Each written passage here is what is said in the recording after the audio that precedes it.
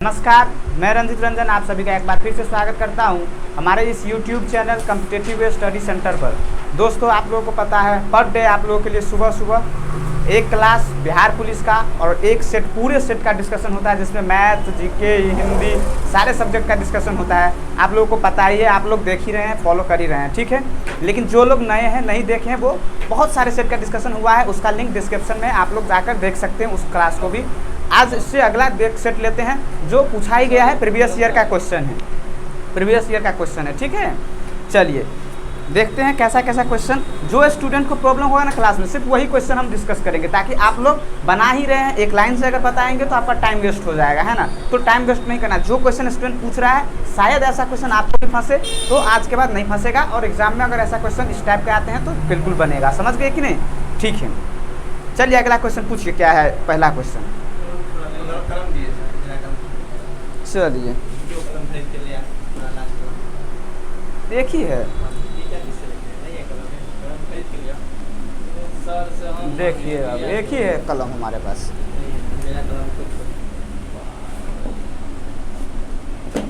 नहीं है, एक ही है। क्या नहीं ना हो, लाइएगा ना 2 रुपया में खरीद के। हाँ चलिए देखिए, लिखिए उससे। चलिए पहला क्वेश्चन देखिए, क्या कह रहा है कि एक मिश्र धातु में सोने और चांदी के भार का अनुपात 17 अनुपात।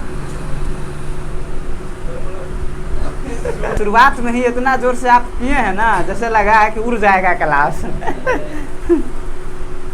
देखिए क्या कहता है क्वेश्चन। एक मिश्र धातु में सोने और चांदी के भार का अनुपात 17:3 है। यदि मिश्र धातु में चांदी का वजन 2.7 ग्राम है तो मिश्र धातु में सोने की वजन ज्ञात कीजिए। बहुत आसान। देखिए क्या कहा, 17:3 में एक मिश्र धातु है, मिक्सचर है ना, जिसमें गोल्ड है और सिल्वर है, ठीक है। आपको बोला जा रहा है कि गोल्ड कितना है इसमें, जिसमें चांदी का भार 2.7 ग्राम, यानी कि इस 3 का भार आपको दिया गया है कितना, 2. हाँ ठीक तो बोले हैं, 2.9 है।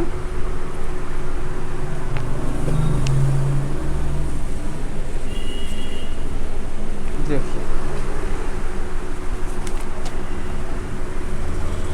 अब बताइए, 2.7 है ना, कितना है 7। तो एक का मान क्या हो जाएगा, 9 तिया 27 होता है, और एक जगह पॉइंट लगाना है एक के बाद। समझ गए कि नहीं? और आपसे गोल्ड का पूछा जा रहा है, तो 17 गुने 9, 17 9, और एक पॉइंट के बाद डेसिमल लगाना है, तो क्या आंसर हो जाएगा, 15.3 ग्राम होगा। क्यों? क्योंकि सर ग्राम में ही सारा आंसर था, क्वेश्चन था। समझ गए कि नहीं? चलिए बहुत आसान था।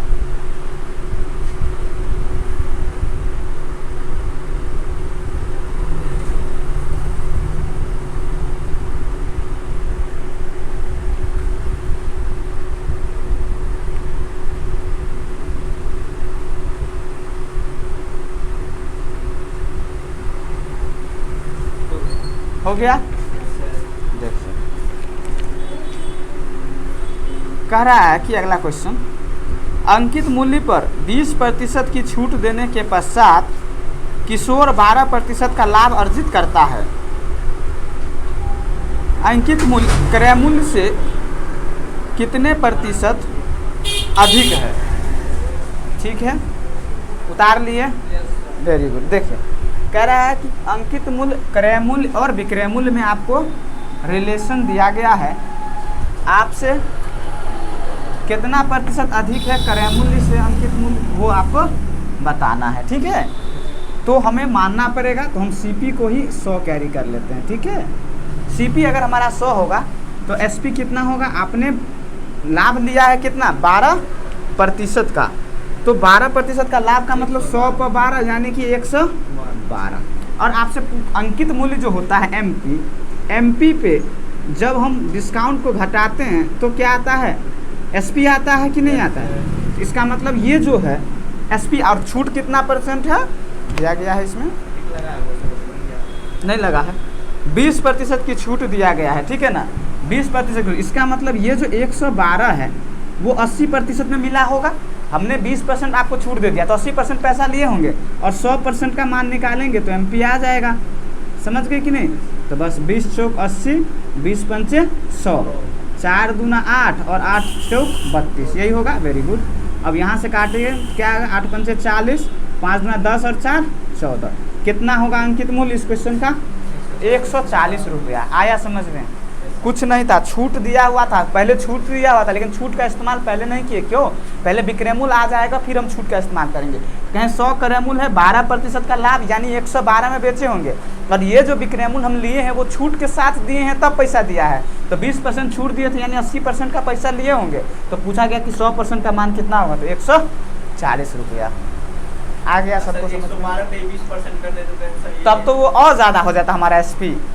समझ गए कि नहीं? डिस्काउंट निकालेंगे तो कम ना होगा। समझ गए कि नहीं? 112 में 20% कर दे तो MP नहीं निकल जाता। कैसे निकल? हाँ, 20% घटा देंगे तो MP निकल जाएगा। 20% घटा देंगे तो निकल जाएगा। समझ गए कि नहीं?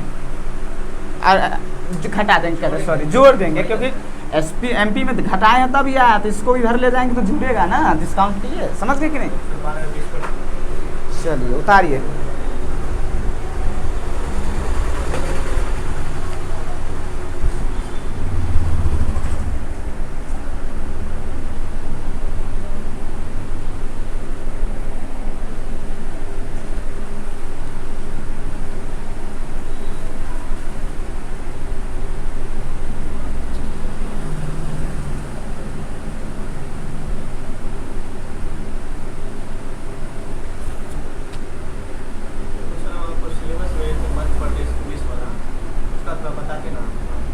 जाने वक्त में उसका सिलेबस डिस्कस करेंगे। अभी थोड़ा सा इस क्लास को आगे बढ़ाते हैं। एक सेट भी तो ख़त्म होना चाहिए कि नहीं, एक दिन, फिर उसको डिस्कस करते हैं।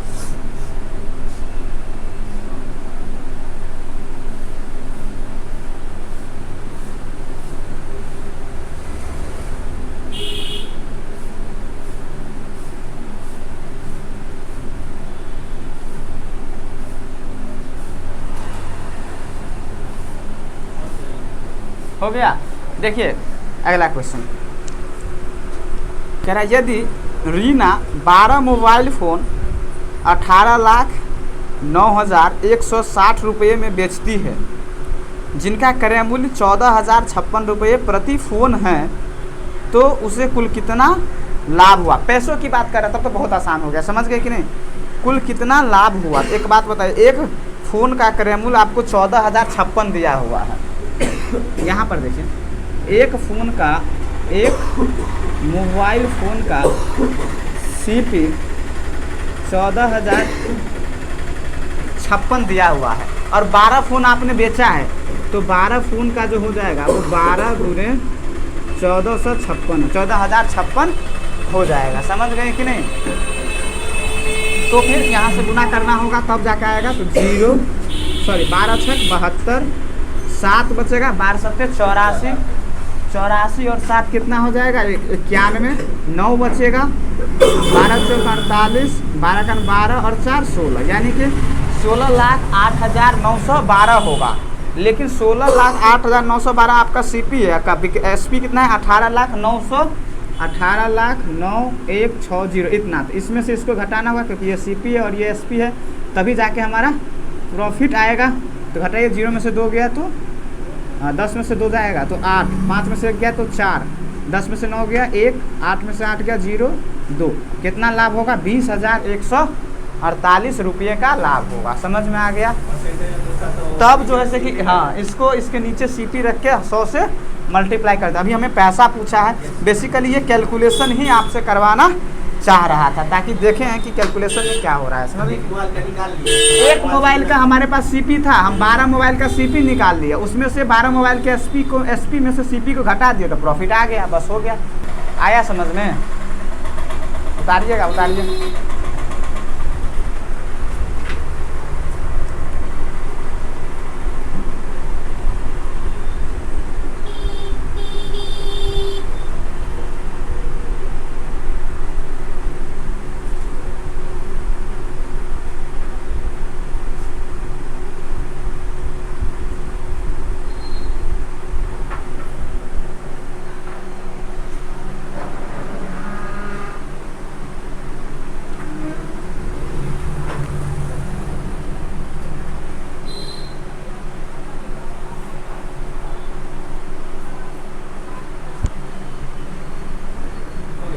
गया। अगला क्वेश्चन देखिए, यदि दीवार का 1/4वां हिस्सा नीले रंग से, 1/2वां हिस्सा पीले रंग से और बाकी बचा हुआ 3 मीटर हिस्सा सफ़ेद रंग से पेंट किया गया तो दीवार की लंबाई ज्ञात कीजिए। तो बहुत आसान है, फिर भी आपको नहीं बना, कोई बात नहीं, कोई बात नहीं। देखिए हिस्सा जो होता है ना, भाग, जैसे हम लोग किसी, ये सब ऑनलाइन पढ़ने वाला है विद्यार्थी।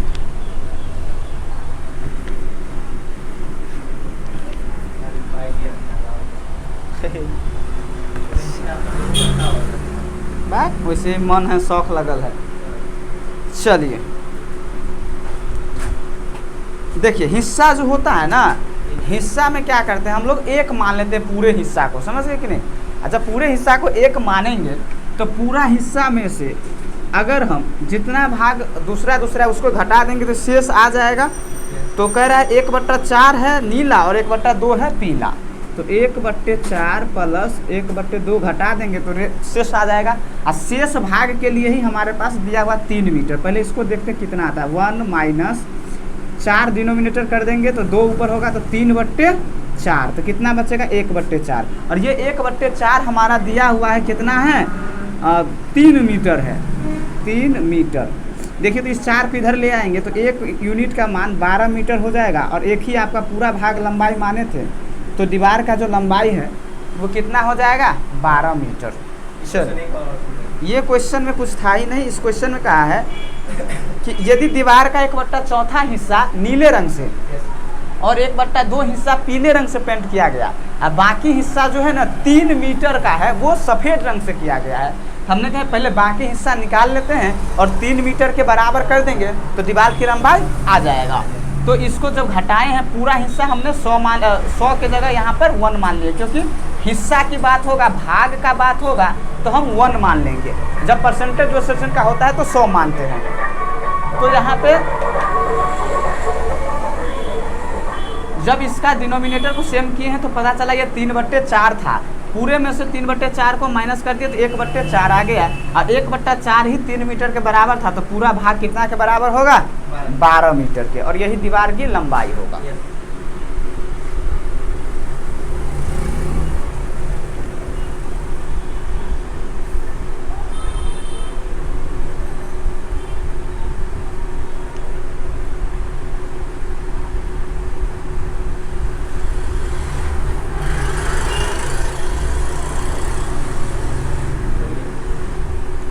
कह रहा है यदि 5 कार का क्रय मूल्य 4 कारों के विक्रय मूल्य के बराबर है तो लाभ या हानि प्रतिशत कितना होगा। पर सेट में ये क्वेश्चन आता है, बहुत आसान है, फिर भी हाँ घस देते हैं। कह रहा है कि 5 कार का जो क्रय मूल्य है यानी सीपी है वो आपके 4 कार के विक्रय मूल्य के बराबर यानी एसपी के बराबर है। तो सीपी बट्टे एसपी यहाँ से हम निकाल लेते हैं हम लोग 4/5। तब बोलते हैं 4 में खरीदे 5 में बेचे, इसका मतलब 1 का लाभ है। और परसेंटेज लाभ ही पूछा है तो 1/4 कितना होगा, 25%। वेरी गुड, ये तो सबको आ गया था।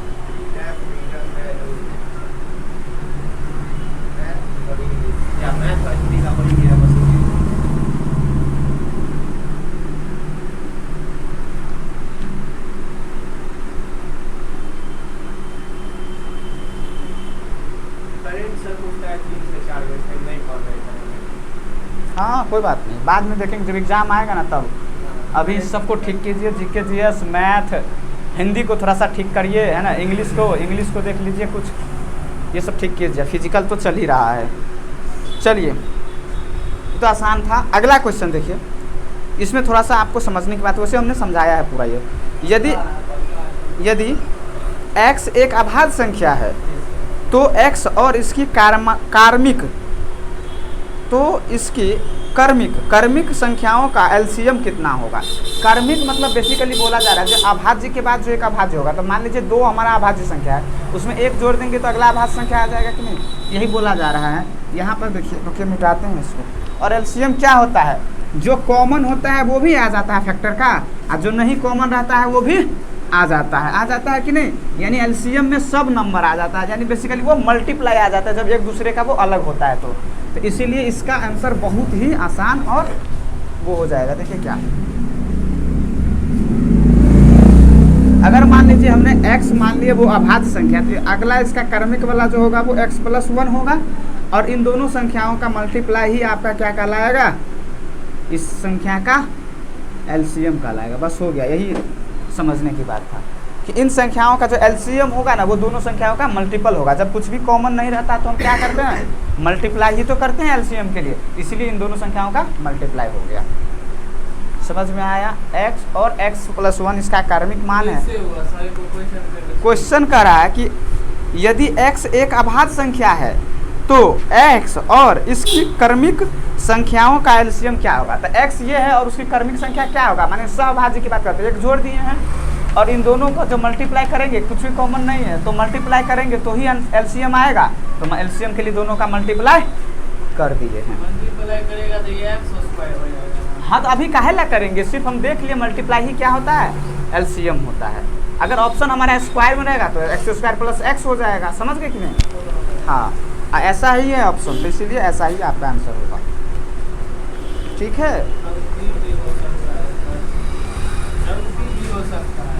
हाँ ऑप्शन में यही है तो इसीलिए सही है। अगला देखिए,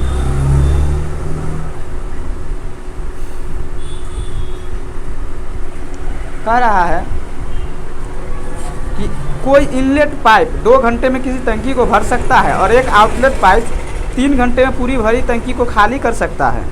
यदि इनलेट और आउटलेट पाइप को एक साथ खोल दिया जाता है तो खाली टंकी कितने समय में भर जाएगी। बहुत ही आसान है। अभी टाइम एंड वर्क के बाद पाइप एंड सिस्टम का जो चैप्टर होता है उसमें आपको ये वाला क्वेश्चन बताया गया। इनलेट आउटलेट, इनलेट मतलब पानी आ रहा है, आउटलेट मतलब बाहर कर रहा है बस। और वहाँ पर हमने बोला भी था कि कहीं कहीं आपको इंग्लिश में भी लिखा रहता है, क्योंकि हिंदी में बोलते तो कहते कि कोई पाइप 2 घंटे में किसी टंकी को भर सकता है और एक पाइप है जो 3 घंटे में खाली कर सकता है, लेकिन यहाँ इनलेट आउटलेट की बात की है। क्वेश्चन कहा है कि कोई इनलेट पाइप 2 घंटे में किसी टंकी को भर सकता है, एक आउटलेट पाइप 3 घंटे में पूरी भरी टंकी को खाली कर सकता है। यदि इनलेट और आउटलेट पाइप को एक साथ खोल दिया जाए तो टंकी कितने समय में भर जाएगा। समझ गए कि नहीं, बन जाएगा, बन जाएगा ये क्वेश्चन। 2 और 3 वाला देख लीजिए। देखिए एक है जो भर रहा है 2 घंटे में और एक है जो खाली कर रहा है। जो भरेगा उसको प्लस से, जो खाली करेगा उसको माइनस से। एलसीएम कितना हो गया 6। यही हम बोलते हैं कि ये टैंक की कैपेसिटी है, तो लिखते हैं कैपेसिटी ऑफ टैंक, है ना। तो एक बात बताइए, यहाँ पर कितना हो गया एफिशिएंसी 3 और यहाँ पर कितना होगा 2। तो 3 से किसी ने भरा और 2 से खाली करे, यानी एक बार में एक ही भरा जा रहा है। और 6 को भरना है तो कितना होगा, आवर्स था या दिन था, आवर्स होगा, तो 6 आवर इनका आंसर हो जाएगा। समझ गए कि नहीं। दोनों मिलकर जब भर रहा था तो एक आया तो 3 भरा, एक आया 2 खाली कर दिया, यानी एक ही भरा जा रहा है। और 6 भरना है तो हमें कितना टाइम लगेगा, 6।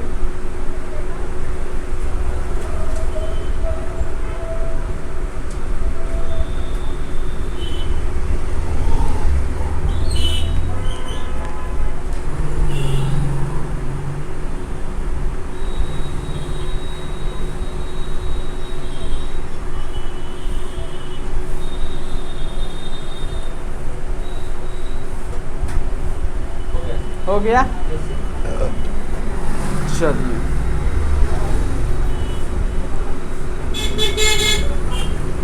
कह रहा है राम और रहीम एक दूसरे से 680 मीटर की दूरी पर खड़े हैं। वे क्रमशः 8 मीटर प्रति सेकंड तथा 9 मीटर प्रति सेकंड की गति से एक दूसरे की ओर दौड़ना शुरू करते हैं। वे कितने समय बाद आपस में मिलेंगे। टाइम स्पीड डिस्टेंस का क्वेश्चन है, रिलेटिव स्पीड से संबंधित है। किससे, रिलेटिव स्पीड से। बताए होंगे जब दो ट्रेन या 2 व्यक्ति या कोई भी 2 गाड़ी एक दूसरे की ओर चलता है तो उसके चालों का योग हो जाता है, और जब विपरीत दिशा में चलता है तो चालों का अंतर हो जाता है। यहाँ पर एक दूसरे की ओर चल रहा है, इसका मतलब जो है कि वो इधर से आ रहा है और ये इधर से जा रहा है ना। मान लेते हैं कि राम इधर से आ रहा है और रहीम इधर से आ रहा है ना। तो ये 8 मीटर प्रति सेकंड के हिसाब से आ रहा है और ये 9 मीटर प्रति सेकंड के हिसाब से आ रहा है। तो यहाँ पे जो उन दोनों की चाल होगा रिलेटिव स्पीड वो क्या हो जाएगा 8 + 9 यानी 17 मीटर पर सेकेंड हो जाएगा। समझ में आ रहा है। और डिस्टेंस दिया हुआ है तो डिस्टेंस इज इक्वल टू क्या होता है स्पीड मल्टीप्लाई टाइम, यही होता है। और डिस्टेंस आपका है 680 मीटर। इधर हम स्पीड का बात करें तो 17 मीटर पर सेकेंड और टाइम हमने टाइम में ले लेते हैं। यूनिट को नहीं लिखना है, आपको पता है यूनिट क्या होता है, कट जाता है कि नहीं। तो ये इधर आएगा तो 4 से कटेगा, 17 चौका 68 यानी टी का मान जो आ गया वो 40 और ये किस में आएगा सेकेंड में आएगा। क्यों? क्योंकि हमारा चाल कैसा है मीटर प्रति सेकेंड में है। आ गया समझ में? बहुत आसान है लेकिन आपको समझना पड़ेगा। जब एक दूसरे की ओर आया तो प्लस, एक दूसरे से भागेगा तो माइनस। ठीक है, चलिए उतारिए। रिलेटिव स्पीड में अलग तो होता ही है, बोथ एंड स्ट्रीम में जो अलग हो जाएगा कि धारा अगर उसके साथ चलेगा तो उसको सपोर्ट करेगा तो प्लस हो जाएगा, धारा विपरीत है उसको आने में रोक रहा है तो माइनस हो जाएगा उसका चार्ज।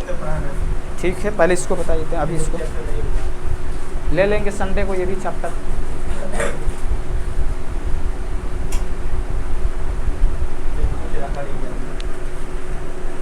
जल्दी जल्दी कीजिए, एक ही क्वेश्चन और है मैथ का, उसके बाद में आते हैं जीके पर, फिर दूसरे सब्जेक्ट पर।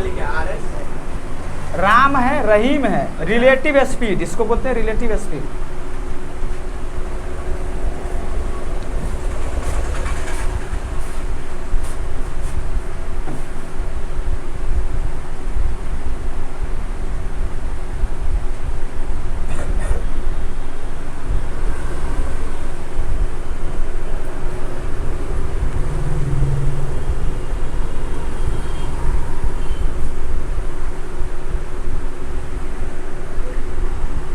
हो गया।